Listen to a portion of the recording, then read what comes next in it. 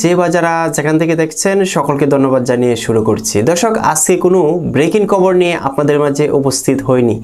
আজকে আপনাদের মাঝে কিছু কথা শেয়ার করতে এসেছি।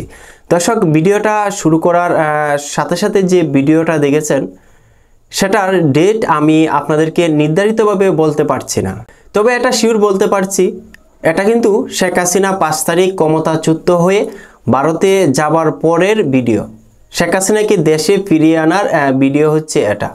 দর্শক, শেখ হাসিনা মাত্র 4 জন ব্যক্তি ছাড়া উনি কারো কথা শুনেনি, যেই 4 জন ব্যক্তির কারণে আজকে ওনার কপালে এই অবস্থা।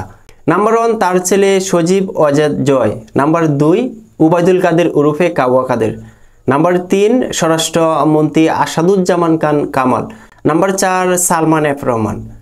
যদি ওনাদের 4 জনের কথা ব্যতীত অন্য কারো কথা শুনতো তাহলে আজকে ওনার এই পরিণতি হতো না। শেখ হাসিনা কখনো তার যে তৃণমূলের নেতাকর্মী রয়েছে, গ্রামগঞ্জে তার যে সাধারণ ভক্ত কিংবা ভোটাররা রয়েছে, যারা বঙ্গবন্ধুর রাজনীতিকে পছন্দ করে আওয়ামী লীগকে বেছে নিয়েছিল, সেই সাধারণ মানুষদের প্রধানমন্ত্রী শেখ হাসিনা কখনো মূল্যায়ন করেনি। যারা না খেয়ে না পড়ে আওয়ামী লীগ দলকে সমর্থন দিয়ে আসছিল যুগের পর যুগ, তাদের কথা কখনো প্রধানমন্ত্রী শেখ হাসিনা চিন্তাই করেননি। উনি শুধু 4 জন বিগম্যানের কথা চিন্তা করেছে। সেই 4 জন লোক কি প্রধানমন্ত্রী শেখ হাসিনাকে দেশে রাখতে পেরেছে, নাকি মুক্তিযোদ্ধারা প্রধানমন্ত্রী শেখ হাসিনাকে দেশে রাখতে পেরেছে? কই শেখ হাসিনার যে দরদের মুক্তিযোদ্ধা ভাইয়েরা? শেখ হাসিনা যখন ভারতে ক্ষমতাচ্যুত হয়ে পালিয়ে যায়, তারা তো কোথাও মানববন্ধন করতেও দেখিনি কিংবা শুনিনি। যেই মুক্তিযোদ্ধাদের জন্য প্রধানমন্ত্রী শেখ হাসিনা প্রতিনিয়তই মন উজাড় করে দিয়েছেন, মুক্তিযোদ্ধাদের ইস্যু নিয়েই আজকে উনি ভারতে পালিয়ে গেছেন। যদি ছাত্ররা যে দাবি দিয়েছিল, সেটা কিন্তু সব দলের লোক, বাংলাদেশের সব শ্রেণীর লোক, আওয়ামী লীগ, বিএনপি, জামাত, শিবির, মানে সবাই ছাত্রদের সেই দাবিকে সমর্থন দিয়েছিল যে আমরা লেখাপড়া করে মেধা কাটিয়ে চাকরি পাই না, মুক্তিযোদ্ধার নাতি পুতি সন্তানরা তারা কোটায় চাকরি নিয়ে নিচ্ছে। মুক্তিযোদ্ধাদের আপনি যেই মন উজাড় করে দিয়েছেন, তারা আপনি ভারতে চলে যাওয়ার পর একটা মানববন্ধনও করেনি। আমি আবারও আপনাদেরকে বলেছি, আমি আবারও বললাম, আপনি কেন এই 4 জনের কথা শুনে আপনি জোরপূর্বকভাবে বাংলাদেশের ক্ষমতায় থাকতে চেয়েছিলেন?